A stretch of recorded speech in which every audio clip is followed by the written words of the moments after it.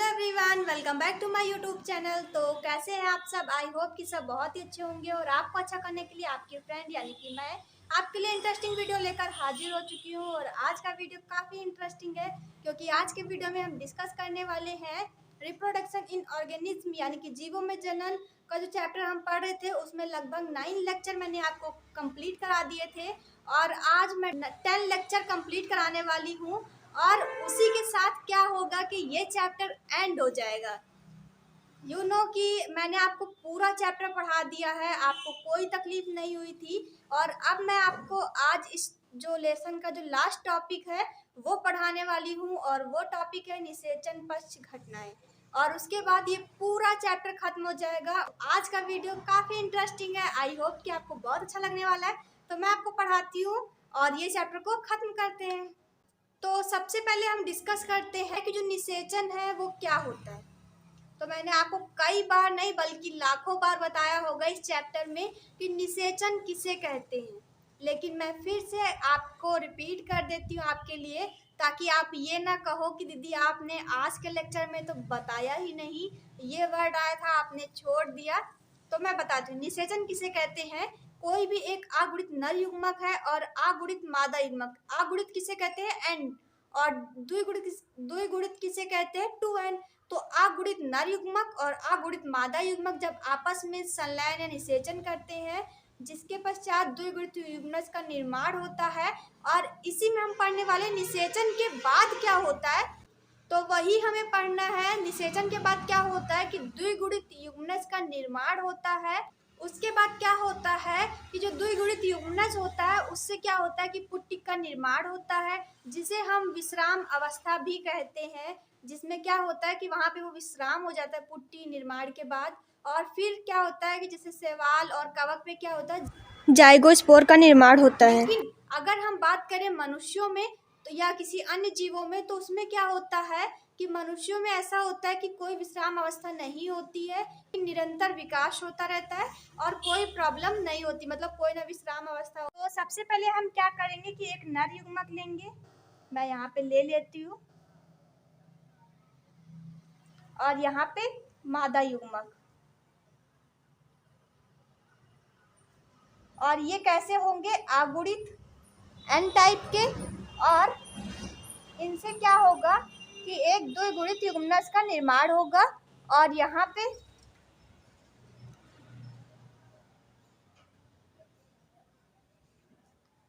द्विगुणित युग्मक का निर्माण हो रहा है। और यहाँ पे क्या हुआ है कि निषेचन। और उसके बाद क्या होगा कि यहाँ पे जो युग्मक का निर्माण होगा इसे हम क्या कहते हैं कि आधारीय कोशिका।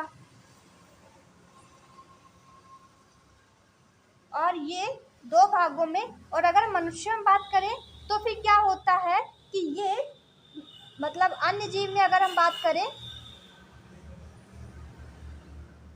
तो क्या होता है कि निरंतर विकास होता रहता है। मैंने अभी आपको बताया था और आपको कोई प्रॉब्लम नहीं हो रही होगी। और उसके बाद अगर हम बात करें कि जो यहाँ पे द्विगुणित युग्मक है उससे क्या होता है कि पुट्टी का निर्माण होता है,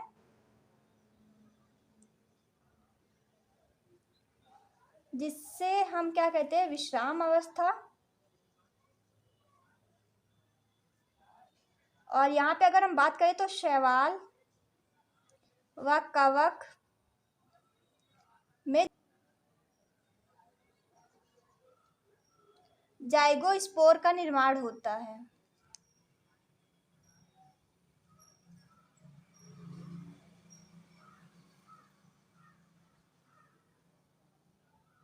आपको कोई प्रॉब्लम नहीं हो रही होगी। तो अब हम अगला टॉपिक डिस्कस कर लेते हैं जिसका नाम है भ्रूणोद्भव। तो इसमें क्या होता है कि युग्मक द्वारा भ्रूण का निर्माण होता है और इस निर्माण की प्रक्रिया को ही हम कहते हैं भ्रूणोद्भव। तो आपको कोई प्रॉब्लम नहीं हो रही होगी और मैं आपको समझाती हूँ, आपको बहुत बेहतर समझ में आने वाला है। और इसमें कैसी प्रक्रिया होती है कि इसमें क्या होता है कि एक कोशिकीय जीव से बहुकोशिकीय जीव का निर्माण की जो प्रक्रिया होती है वो होती है। आपको समझ में आ रहा है कि अगर किसी युग्मक से क्या होता है कि भ्रूण बनता है तो उस प्रक्रिया को हम कहते हैं भ्रूणोद्भव। और इसमें क्या होता है कि एक कोशिकीय जीव से बहुकोशिकीय जीव का जो जीव के निर्माण की जो प्रक्रिया होती है वो होती है। तो आपको कोई प्रॉब्लम नहीं हो रही होगी। भ्रूणोद्भव आपको अच्छे समझ में आया होगा, निषेचन अच्छे समझ में आया था, और उसके बाद क्या होता है वो भी आपको समझ में आया होगा कि पुट्टी का निर्माण होता है जिसे हम विश्राम स्थल कहते हैं। और उसके बाद क्या होता है, शैवाल और कवक में क्या होता है, जाइगो स्पोर का निर्माण होता है। और अगर अन्य जीव में बात करें तो क्या होता है कि निरंतर विकास होता रहता है। ये निषेचन के बाद की घटना हो गई है। लेकिन भ्रूणोद्भव में तो कोई भी कठिन बात है ही नहीं कि ह्यूमनस से क्या होगा कि ह्यूमनस द्वारा भ्रूण का निर्माण होगा जिसे हम भ्रूणोद्भव कहते हैं। आपको कोई प्रॉब्लम नहीं हो रही होगी। उसके बाद अगर हम बात करें कि एक कोष के जीव से बहुकोष के जीव की प्रक्रिया होती है तो आपको कोई प्रॉब्लम नहीं हो रही होगी। हम आगे डिस्कस करते हैं। तो सबसे पहले मैं आपको समझाती हूँ कि इसमें होता क्या है। सबसे पहले क्या होता है कि युग्मनज होगा, और इसमें क्या होता है कि विदलन होगा, और इसमें क्या होगा, विदलन होने के बाद क्या होगा कि मोरुला अवस्था आएगी।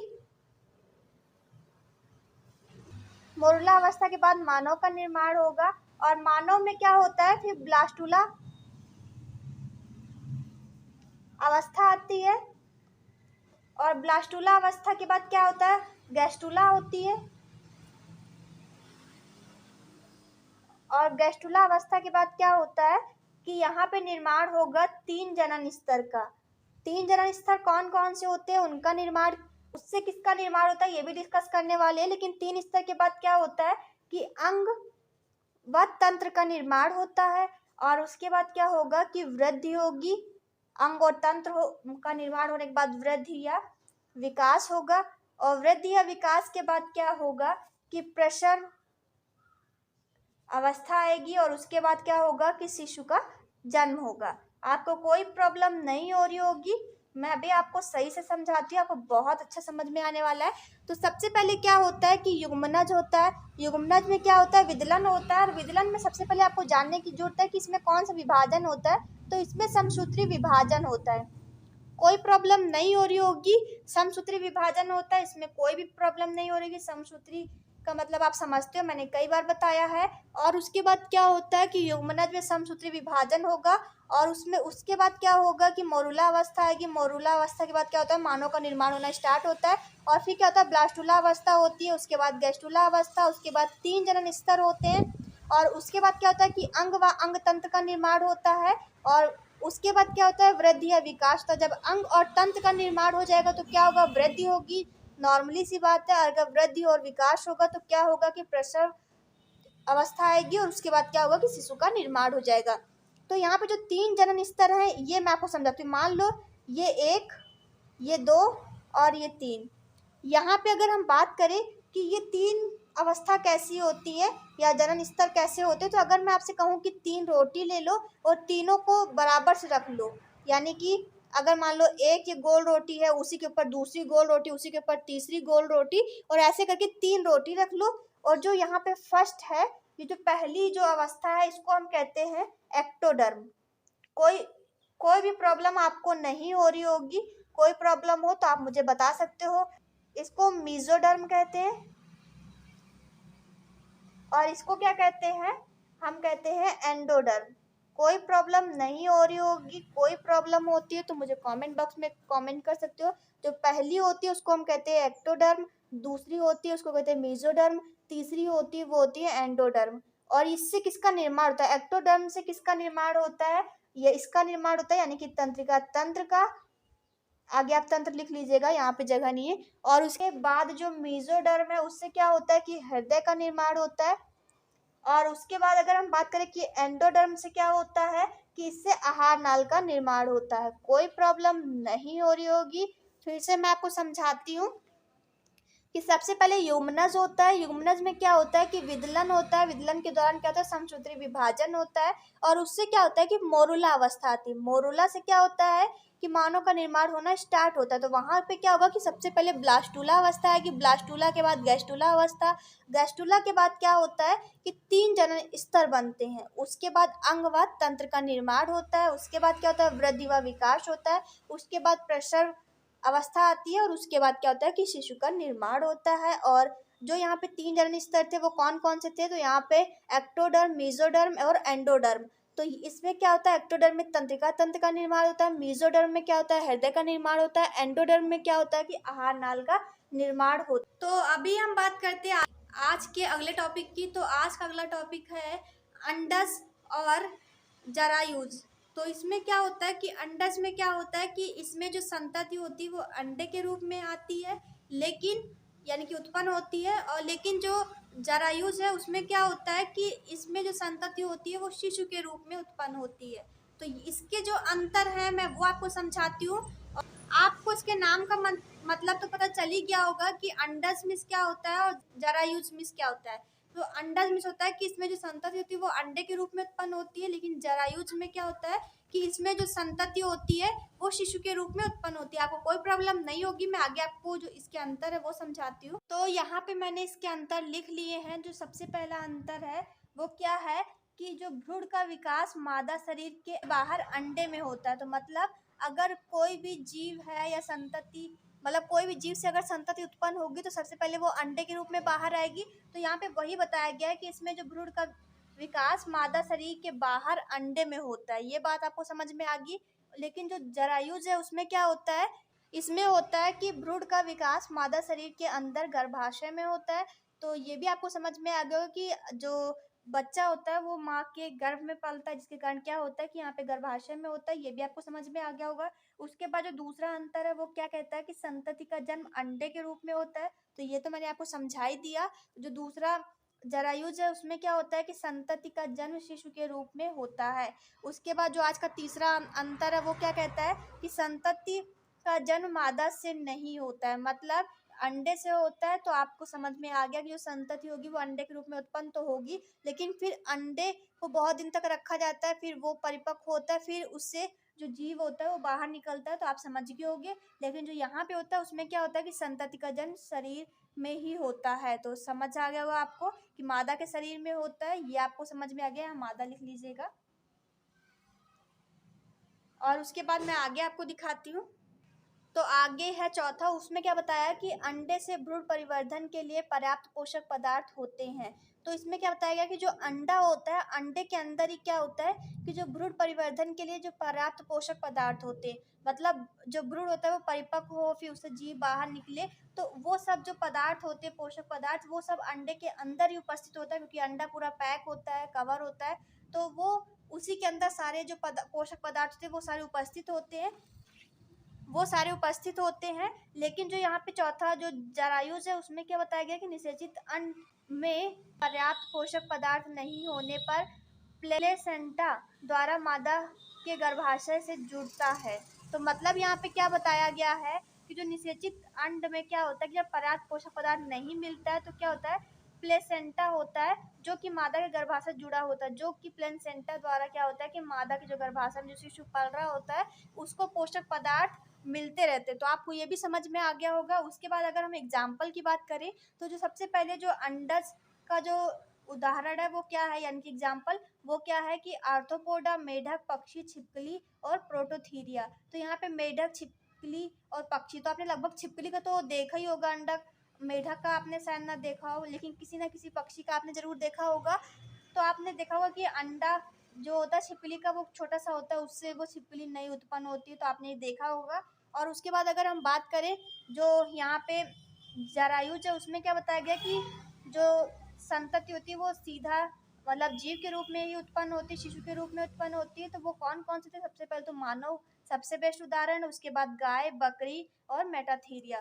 तो आपको समझ में आ गया हो। तो आज का जो लास्ट टॉपिक है इस चैप्टर का तो वो ये है कि फल और बीज का निर्माण कैसे होता है।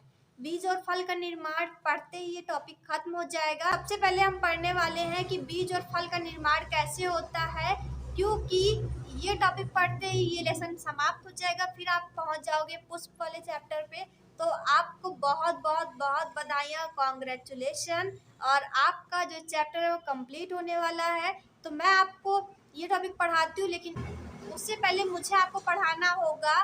तो सबसे पहले मैं आपको पढ़ाती हूँ कि बीज और फल का निर्माण कैसे होता है। तो सबसे पहले हम यहाँ पे पुंकेसर बना लेते हैं। तो यहाँ पे क्या होता है कि जो ये होता है इसको हम कहते हैं पुतंतु, मैंने आपको पहले भी बताया है, लेकिन अगर आपको आज समझना है तो डोंट वेरी, क्योंकि ये जो पुष्प का चैप्टर है उसमें डिटेल से समझाने वाली हूँ, एक एक चीज़ को समझाने वाली हूँ, आपको समझ में आएगा। तो ये जो यहाँ पे है इसको हम कहते हैं पुतंतु। और उसके बाद अगर हम बात करें तो ये होता है परागकोश। और जो यहाँ पे जो ये दो पाली जोड़ने का काम करता है, जो यहाँ बीच में लकीर है, इसको हम कहते हैं योजी। और उसके बाद अगर हम बात करें कि परागकण कहाँ उपस्थित होते हैं, तो यहाँ पे एक परागधानी होती है। और परागधानी में क्या होता है कि परागकणों का निर्माण होता है, तो आपको कोई तकलीफ नहीं हो रही होगी। और उसके बाद अगर हम बात करें अंडाशय की, तो यहाँ पे अंडाशय कुछ इस प्रकार होता है। तो अंडाशय में क्या होता है, जो ये उभरा हुआ पार्ट है इसको हम कहते हैं वर्तिकाग्र। यहाँ पे वर्तिकाग्र हो गया, ये वर्तिका हो गया। और उसके बाद जो ये है इसको कहते हैं अंडाशय। अंडाशय में क्या होता है, बीजांड उपस्थित होता है। और बीजांड के जो यहाँ पे निचला पार्ट होता है इसको कहते हैं बीजांड द्वार।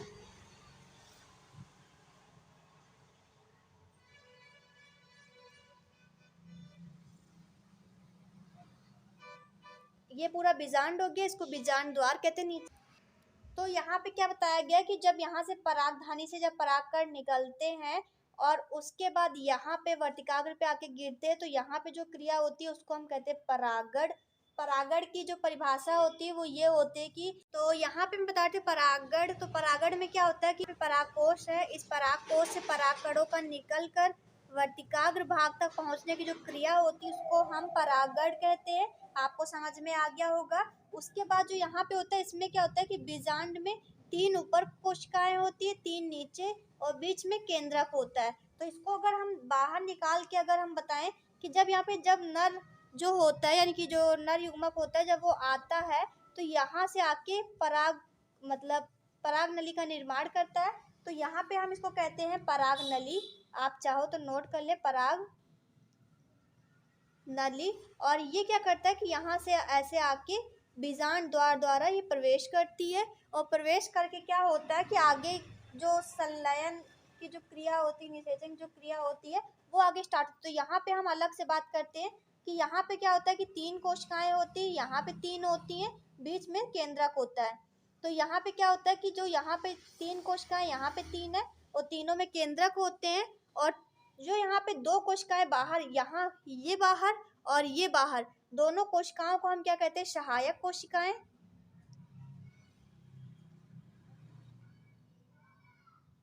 और जो बीच की कोशिका होती है उसको कहते हैं अंड कोशिका। और जो यहाँ पे होती है इन तीनों को कहते हैं प्रतिमुख कोशिकाएं। कोई प्रॉब्लम नहीं हो रही होगी, प्रतिमुख कोशिका। और उसके बाद जो ये है इसको कहते हैं ध्रुवीय केंद्रक। और अगर अब हम बात करें तो यहाँ पे क्या होता है कि जो नर युग्मक की मतलब यहाँ से वर्तिका द्वारा जो यहाँ पे पराग नलिका है उसके द्वारा जब नर युग्मक आता है तो क्या होता है कि वहां से आके यहाँ प्रवेश करता है। जो यहाँ पे अंड कोशिका है इसमें जाकर प्रथम निषेचन करता है। प्रथम निषेचन के फलस्वरूप क्या होता है कि बीज का निर्माण होता है। और यहाँ पे बीज का निर्माण होना स्टार्ट हो जाता है। और जो बीज का निर्माण होता है वो क्या होता है कि उसको जो पोषण प्रदान करने वाला होता है वो होता है भ्रूणपोष। भ्रूणपोष मतलब होता है भ्रूण को पोषण देने वाला। तो नाम से पता चल रहा है, आपको समझ में आ रहा होगा।